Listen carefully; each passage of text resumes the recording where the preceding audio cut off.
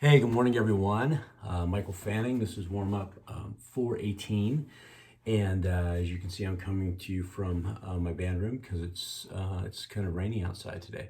Anyways, going through that book, Possibility Isn't or Personality Isn't Permanent, there was a couple things they talked about today. And so I want to start off by talking about these four levers. But before I do that, I just want to tell you, in my world, one of the things that I've always been interested in is just pushing yourself to the limits. And so, if you think about health and fitness, so I don't know if any of you ever done a Spartan race or a Tough Mudder, those types of things, or a triathlon, right? And I'm not talking about the Ironman triathlon. That's crazy, right? That's insane. But there's people that do that. That's phenomenal. But I'm just talking about, small little triathlons, and I've done those things. And what's always interesting to me is to see how you can mentally push yourself. How far are you able to push yourself? And so this weekend, I saw that there was the Echo Challenge race, right? The world's toughest race, and it was in Fiji, and it was 671 kilometers across Fiji. And they did everything from biking to paddleboarding. I mean, it was insane. And there were these teams. I forget how many teams there were, but there were a lot of them. But they were made up of four people. But what was interesting is the teams that won, right? The teams that made it through, uh, their mental ability and their ability to work together and their ability to be empathetic and their ability to support each other when each one of them were having a bad day was amazing. And if you get a chance to watch it, I highly recommend it. But just the first day alone, I would have been done. It's just insane. Anyways, so to that point, though, is what I found is that the teams that were the most successful for the ones who were always looking forward, right? Always saying it's a bad situation we have right now. Yes, we have to paddle, you know, 75 kilometers, and there's high winds, 30-mile-an-hour winds, and we're in open sea, and we're on a pontoon boat. But guess what? We're gonna figure it out, right? They always were thinking forward, and so going back to me reading this book. One of the things I would ask you is on any given day, right? Any given day, what voice, who are you talking to? Who are you talking to? Are you talking to your past self or are you talking to your future self? Who do you talk to more consistently? And in doing so, there's four levers that I want you to think about that allow you to decide who you're going to talk to or help you to talk to the person that's going to allow you to get to where you need to go. And those four levers are basically these. Number one is trauma, right? Trauma, and I'm going to talk more about that in a minute. The next one is a consistent narrative. What is your consistent narrative? The other one is your subconscious. What's your program? What program are you running, right? And know that it's software, so it can be changed if you want to. And then the last lever is environment.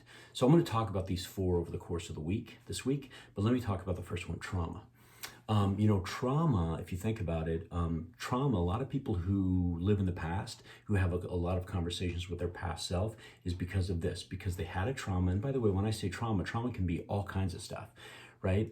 There's really, really, really serious trauma, and there's small little things that create trauma.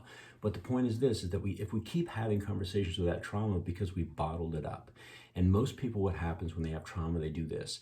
They bottle it up and they do not have an empathetic witness, right? So they've just internalized it and they just go, I'm going to push it down. And that never works, right? That never works. You need to talk about it. And here's what happens when you talk about it, when you bring it to the surface, when you have an empathetic witness, guess what you're doing? You're reframing the trauma to benefit you.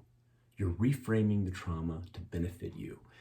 And so right now, if you think about it, if you wake up on any given day and you're listening to that past self, what part of that limiting conversation that you're having is based around some trauma that you might have experienced at a younger point in your life that you bottled up and you did not have an empathetic witness. And I go back to that, watching that race, right? So when I went back, so there was a young woman there on one of the teams, I believe it was on the Costa Rica team, and they were going through this river rafting that was just crazy river rafting in Fiji, right?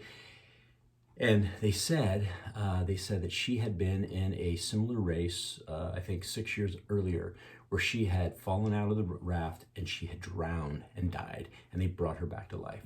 You guys, that is trauma. That is trauma. And you could see her when they got to that rafting section. You could see, and what happened is they had a little meeting. The team had a meeting, and they talked about it. And they talked about it, and you could see her saying, and you could see she was pushing through her fears. But then what was great is then they had a little video of her at the end of it, and she just was like on top of the world. right? Because she faced that fear, she faced that trauma, she reframed that trauma. And she didn't do it alone. She had empathetic witnesses. Who? They were her other 3 teammates. So I want you to think about your world right now, right? Who's around you? And the first lever, the lever of trauma, how are you dealing with it, right? How are you dealing with it? Are you bottling stuff up, or are you letting it out and having an empathetic witness, okay? So keep that in mind. All right, everybody, hey, make it a great day. Be awesome. Help somebody. And I'm going to finish with this for the next 60-some days. Vote.